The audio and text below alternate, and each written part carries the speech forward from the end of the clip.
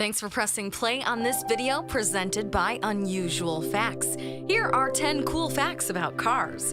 There are about 1 billion cars on Earth, and about 165,000 cars are produced every day. So maybe you have a car, or maybe you will have one soon.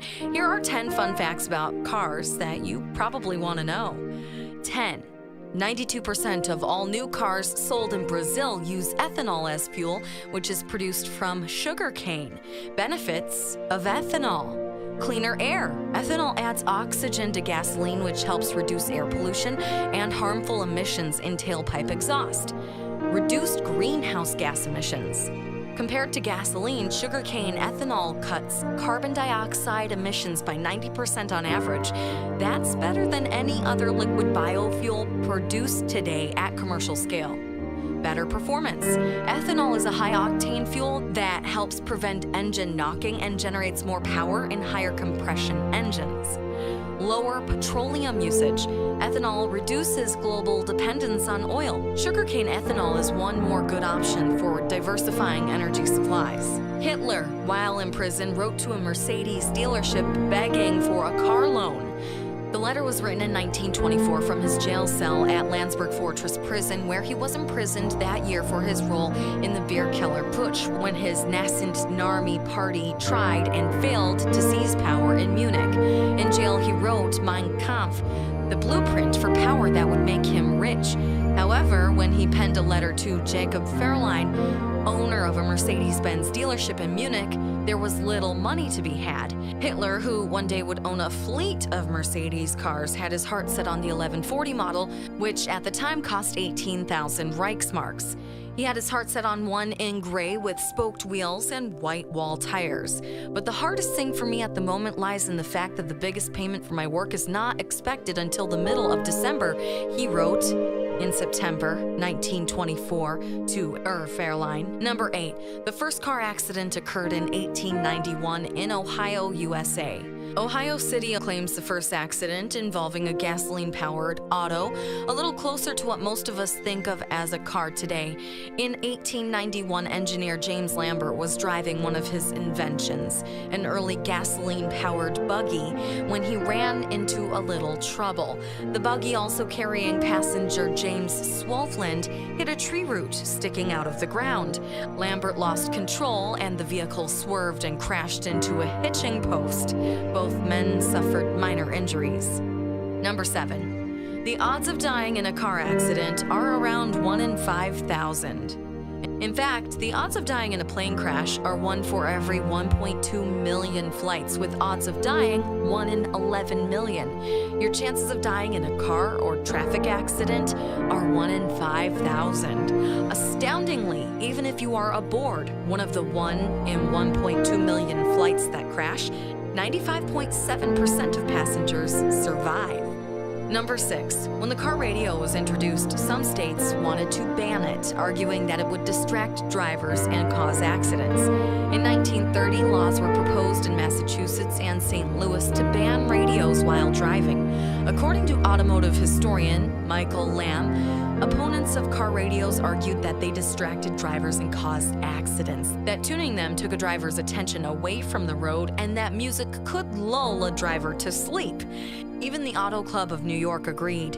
In their 1934 poll, 56% deemed the car radio a dangerous distraction. Arguing the other side was the Radio Manufacturers Association, who pointed out that car radios could be used to warn drivers of inclement weather and bad road conditions, as well as keeping them awake when they got drowsy.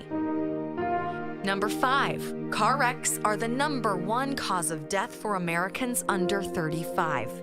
According to the National Highway Traffic Safety Association, NHTSA, car and truck crashes were the leading cause of death in the United States for every age, 3 through 6 and 8 through 34. There are several things people can do to reduce the risk of death and serious injury.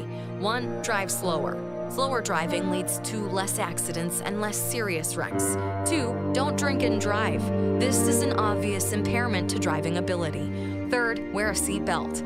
According to an NHTSA study, men wear seatbelts less often than women. People driving alone wear seatbelts less than people that drive with passengers. Young people aged 16 to 24 wear seatbelts less than older people do. Number 4, the new car smell is composed of over 50 volatile organic compounds. Several studies have been carried out on new car smell, and a large number of volatile organic compounds, VOCs, have been detected during this research. The estimated number of compounds varies wildly.